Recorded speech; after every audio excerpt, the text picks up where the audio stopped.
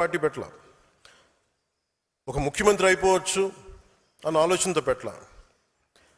ఒక పార్టీని పెడితే ఎంత సమాజంలో ఎంత మార్పు తీసుకురాగలం. చిక్బళ్ళాపూర్కి చెందిన ఒక ఆడబిడ్డ వచ్చి నాకు అవినీతి పైన పోరాటం చేయాలని, నాకు నువ్వు ఆయుధం ఇవ్వన్నా, నువ్వు ప్లాట్ఫామ్ ఇవ్వంటే నేను అలాంటి వాళ్ళ కోసం పెట్టాను పార్టీ. కొత్త తరహా నాయకత్వం ఎలా నిర్మించగలను అన్న తపన జనసేనకి పునాది. ఒక్కడిగా ప్రారంభమైన జనసేన 100% విజయం సాధించిందంటే కారణం ఉమ్మడి పోరాటం. ఇది నా వల్ల సాధ్యం అవ్వలేదు. నా మీద నమ్మకంతో నాతో నడిచిన మీ అందరికీ ఈ విజయాల్లో నేనెంత భాగస్వామ్యం నాకుందో మీకు అంతే సమాన భాగస్వామ్యం.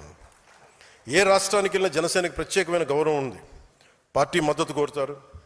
అది మహారాష్ట్ర కావచ్చు, తమిళనాడు కావచ్చు, కర్ణాటక కావచ్చు. గత ఏడాది మహారాష్ట్ర ఎన్నికలు ప్రచారానికి వెళ్ళినప్పుడు ఎన్డీఏ అభ్యర్థులు మనం వెళ్ళిన చోట దాదాపు 95% స్ట్రైక్ రేట్ సాధించారు. జనసేన మద్దతు ఉపయోగపడిందని చెప్పినప్పుడు అది చాలా చాలా ఆనందాన్ని ఇచ్చింది. ఈ విజయం ఒక్క రోజులో రాలేదు. దశాబ్దన్నర కాలం పాటు మనం నలిగిపోయాం, వైఫల్యాలు చూసాం, గుండాలని ఫ్యాక్షన్ రాజకీయాలను తట్టుకుని ఇక్కడ దాకా వచ్చాం. ఈ మధ్యన పక్క రాష్ట్రంలో అక్కడ ఒక పార్టీ పెట్టి విజయం సాధించి ముఖ్యమంత్రి అవ్వగానే మన ఆంధ్రప్రదేశ్లో చాలామంది మీరు కూడా అలా చేసి ఉండాల్సిందని చెప్పి నాకు తెగ మెసేజ్లు పంపిస్తూ ఉన్నారు. ఊళ్ళో పెళ్ళికి ఏదో హడావుడి ఉంటారు కదా,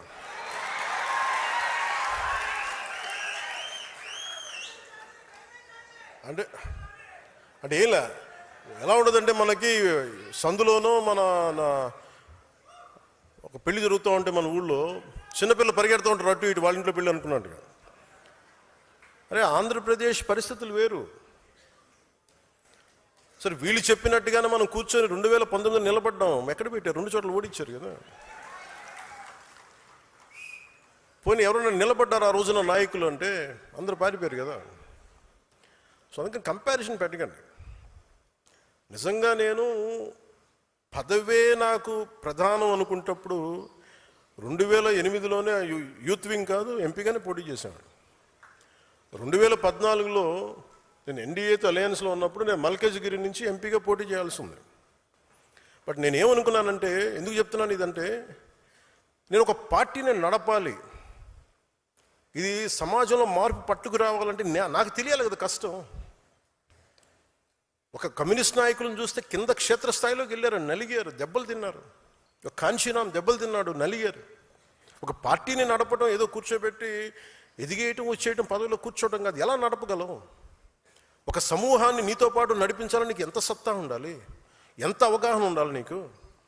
నువ్వు ఆ భావజాలను కట్టుబడి ఉంటావా లేదా అనేది మనకి తెలియాలి. అందుకని ఇవన్నీ నిర్ణయించుకొని ఒక దశాబ్దం నేను నలుగుతానని నిర్ణయించుకున్నాను. అది 2007 నుంచి మొదలుపెట్టిన ప్రయాణం 2014-18 దాకా నడుస్తూనే ఉన్నాను. నలిగిన దశాబ్దం. ఆ తర్వాత 2019 చేశాను. ఎంత గెలుస్తానో తెలియదు, ఓడిపోతానో తెలియదు. బట్ అసలు ఐ వాంటెడ్ ఎక్స్పెరిమెంట్. చూద్దాం ఏం జరుగుద్దు. దెబ్బ తినకుండా ఏది రాదు. అదే 2024కి దాని గురించి మళ్ళీ వివరిస్తాను మీకు. అంటే ఇవన్నీ నేను ఒక పార్టీని నడపడానికి ఎంత బలం ఉండాలి, ఎంత భావజాలం ఉండాలి, ఎన్ని కఠినమైన పరిస్థితులను ఎదుర్కొంటే తప్ప నేను నడపలేని పార్టీని. ఈ రోజున అందరూ నన్ను వదిలేసిన నేను పార్టీని చాలా ధైర్యంగా ముందుకు తీసుకెళ్ళగలను. ఆ ధైర్యం నాకు ఈ సుదీర్ఘ పుష్కరకాలం నాకు ప్రయాణం నాకు ఇచ్చింది. నాకు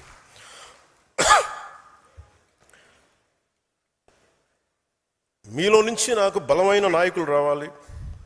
ఈరోజు 100 మందికి సభ్యత్వం నమోదు చేసే స్థాయికి ఎదిగారు. రేపు వారిని ముందుండి నడిపించే నాయకత్వ బాధ్యతలను కూడా మీరే తీసుకునేలా నాయకత్వ లక్షణాలను మీరు అలవర్చుకోవాలి.